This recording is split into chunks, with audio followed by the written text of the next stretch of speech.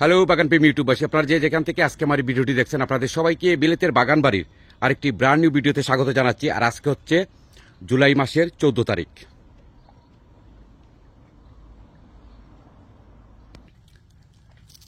আজকের ভিডিওটি বেশ ইন্টারেস্টিং একটা ভিডিও। থাম্বনেল দেখে যারা ভিডিওতে ক্লিক করলেন আপনারা অবশ্যই বুঝতে পেরেছেন যে আজকের পুরোটা ভিডিও জুড়েই আমি দেখাবো এই প্রবাসীর মাটিতে কিভাবে চাল কুমড়ার বাম্পার ফলন হয়েছে, আর আপনারা কিভাবে খুব সহজেই এই শীতপ্রধান দেশগুলোতে চাল কুমড়া চাষ করতে পারবেন সে নিয়ে থাকবে বিস্তারিত। আর মজার যে বিষয়টা সেটা হলো যে আমরা সবসময় শুনেছি যে চাল কুমড়া চালে হয় অথবা মাসায় হয়, কিন্তু এই প্রথম ইংল্যান্ডের মাটিতে আমি চাল কুমড়ার পরিবর্তন এনেছি, সেটা হয়ে গেছে এখন মাটি কুমড়া। কিভাবে হলো সেটি দেখব, চলুন। তো আজকের এই যে মূল ভিডিও সেটি হলো যে এই যে দেখেন, এটি হচ্ছে চাল কুমড়া। তো এই চাল কুমড়াটি আমি সবসময় রোপণ করি এবং এগুলো বিশেষ করে গ্রিন হাউসে রোপণ করি। এই বছর প্রথম আমি বাগানে রোপণ করেছি, তাও কোনো মাছা নয়, এগুলো সরাসরি মাটিতে। আসলে সত্যি অসম্ভব ভালো লাগতেছে। এই কারণে ভালো লাগতেছে যে এগুলো মূলত মাছায় হয় অথবা গড়ের চালে হয়, এর জন্য এর নাম হচ্ছে চাল কুমড়া। কিন্তু আমি প্রথম এবছর মাটিতে রোপণ করার পর এই দেখুন দুটি চাল কুমড়া, এবং খুব সুন্দরভাবে এই দুটি বড় হচ্ছে। আর গাছটিও দেখুন একেবারে ছোট একটা গাছ। এই ভ্যারাইটিটি অসম্ভব ভালো একটা ভ্যারাইটি, বিশেষ করে এই শীতপ্রধান দেশের জন্য অনেক ভালো আমি বলবো। এটি আমি অনেক বছর ধরে গ্রিন হাউসে চাষ করি। আপনারা যারা নিয়মিত আমার ভিডিও দেখেন আপনারা জানেন যে আমি চাল কুমড়া প্রচুর হারভেস্ট করি, বিশেষ করে সামার সময়ে। তো এবছর আমি এই যে দেখতেছেন এগুলোতে আরো আসবে, এই যে যেগুলো দেখেন এগুলোতে আরো আসবে। আর গাছটা দেখেন একেবারে ছোট্ট একটা গাছ, মাত্র আমার হাতে 1-2 হাত লম্বা একটা গাছ। এই ভ্যারাইটিটা হচ্ছে খাটো জাতের এবং সুপার হাইব্রিড, অসম্ভব ভালো। এবং এই যে দেখেন, আর গাছটা যদি এই পাশটা একটু দেখাই আপনাদেরকে, এই যে দেখেন, আপনারা যারা চাল কুমড়া টবে রোপণ করেন অথবা বাগানে রাখেন আপনারা মনে রাখবেন যে গাছের গোড়াটা যেন সবসময় এরকম থাকে। এই যে দেখেন এরকম, মানে গোড়াটা পুরোপুরি মাটি দিয়ে ঢেকে দিবেন না, কিছু যেন উপরে থাকে। চাল কুমড়া শেকড়গুলো খুব বেশি মাটির নিচে যায় না, আর এগুলো এভাবে অনেকটা ওই যে আমাদের পেঁপে গাছের মতো গোড়াটা।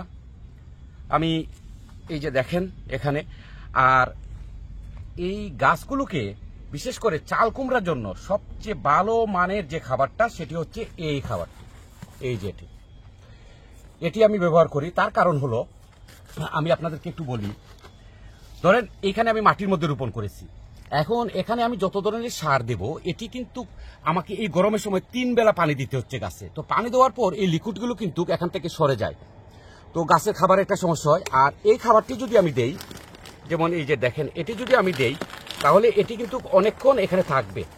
এই খাবারটি অনেকক্ষণ গাছের আশেপাশে থাকবে, যতই পানি দেই না কেন এগুলো যাবে না। তো এর জন্য আপনারা কিভাবে দেবেন আমি একটু দেখাচ্ছি আপনাদেরকে। এই দেখেন, এই যে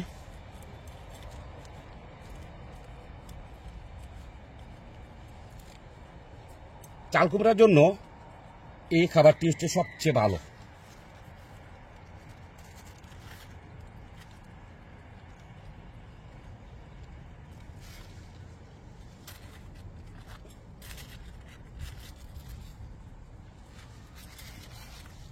আর এটি আপনারা লোকাল গার্ডেন সেন্টারে পাবেন, পাশাপাশি আপনারা অনলাইন থেকেও নিতে পারেন। আর এটি আপনারা কিভাবে ব্যবহার করবেন সেটি তো বলাই আছে, তাছাড়া এই পাশেও লেখা আছে আপনারা সেভাবে ব্যবহার করবেন। তো এই দেখলেন আমি প্রথম মাটিতে রোপণ করার পর আজকে থেকে এটি হয়ে গেল মাটি কুমড়া। আর আমার বাগানে আরো কিছু কুমড়া রয়েছে, সেগুলো আপনাদেরকে দেখাবো, চলুন। তো এখানে যেগুলো দেখতেছেন এগুলোও কিন্তু আমার চাল কুমড়ার। আর ওই যে ভ্যারাইটি দেখাইলাম একই ভ্যারাইটি, কিন্তু এটি আমি এই যে দেখেন মাছার মধ্যে রেখেছি। এখানে দেখেন একটা আছে, এই যে অসম্ভব সুন্দর এই চাল কুমড়াগুলো। তারপরে এইদিকে আছে আরেকটা, এই যে এখানে আরেকটা, এই যে দেখেন অসম্ভব সুন্দর। এবং চাল কুমড়া যে কয়েকটা ভ্যারাইটি রয়েছে তার মধ্যে এটি সবচেয়ে ভালো। এই কারণেই ভালো, শীতপ্রধান দেশগুলোতে এগুলো প্রচুর আসে। এগুলো হচ্ছে হাজারি চাল কুমড়া। আর এটি কিন্তু আমি মাটিতে রোপণ করে হয়ে গেছে এখন সেটি মাটি কুমড়া। যাই হোক, আগামীতে আরো বেশি করে মাটিতে রোপণ করব। মাটিতে আসলে ফসল দেখতে অনেক ভালো লাগে, আমার কাছে মনে হয় যেন একটা বাংলাদেশের আবহাওয়া। আমরা এখানে শখের বাগানে অনেকটা বাংলাদেশের মতোই সবজিগুলো দেখতে আমরা পছন্দ করি। তো পাশাপাশি আজকে আরেকটা বিষয় আপনাদেরকে দেখাই, সেটি হলো এই যে দেখেন, এই যে এটি হচ্ছে জাম্বু করলা। এই দেখেন, দেখছেন এগুলোর বীজ এতটাই মানে পুক্ত হয়েছে যে আমি যদি কালকে বা আজকে রোপণ করি তো কয়েকদিনের ভিতরেই কিন্তু চারা হয়ে যাবে। এই দেখেন এক একটা করলা দেখেন,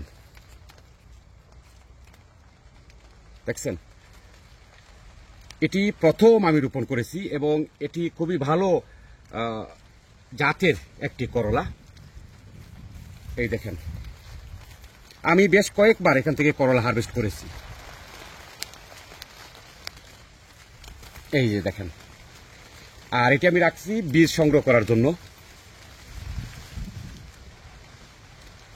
আর এটি হচ্ছে থাইল্যান্ডের একটা ভ্যারাইটি জাম্বু করলা, আর প্রচুর এসেছে, এই গাছে প্রচুর এসেছে। এখন আপনাদেরকে নিয়ে আসলাম আমার যে গ্রিন হাউসের ভিতরে আমি যে চাল কুমড়া রোপণ করেছি। এই চাল কুমড়াটি গত কয়েক বছর ধরে আমি রোপণ করি এবং এটি গ্রিন হাউসে সবচেয়ে ভালো ফলন হয়।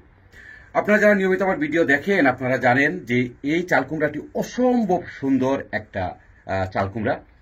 আর এটি হচ্ছে থাইল্যান্ডের একটি ভ্যারাইটি। আর থাইল্যান্ডে না শুধু, এটি চায়নাতে হয়, তারপরে ভিয়েতনামে হয়, বার্মায় হয়, ইন্ডিয়াতে হয়, বাংলাদেশেও চাষ হয়। তো এটি মূলত আমি থাইল্যান্ড থেকেই এই বীজগুলো সংগ্রহ করেছিলাম এবং গত বছর আমি এখানে ঠিক এই জায়গায় অনেকগুলো চাল কুমড়া হারভেস্ট করেছি। আপনারা যারা নিয়মিত দেখেন আপনারা জানেন। আর এখন এই যে দেখেন, অসম্ভব সুন্দর। এই জুলাই মাসের আজকে মাত্র 13 তারিখ, পুরোপুরি সামার আসেনি, তারপরেও যদি দেখেন এই যে এখন এই যে দেখেন, এগুলো কিন্তু আরো কয়েকদিন পরেই চাইলে আমি হারভেস্ট করতে পারবো। আর আরেকটা কথা আপনাদেরকে বলি, এখান থেকে আমি একটা চাল কুমড়া বীজের জন্য রাখছিলাম এবং সেই বীজগুলো সংগ্রহ করে এবছর আমি চারা করেছি এবং এই চারাগুলোর গাছ হচ্ছে এই আজকের এই চাল কুমড়া। তারপরে ওখানে দেখেন একটা মেলন আছে, তরমুজ। এই যে দেখুন তরমুজটি, তো এটি আর কয়েকদিন পরে হারভেস্ট করতে পারবো। তবে এটি তরমুজ যত দেরিতে আপনি হারভেস্ট করবেন ততই ভালো, আপনার তরমুজ মিষ্টি হবে। তো আজকে এ পর্যন্তই।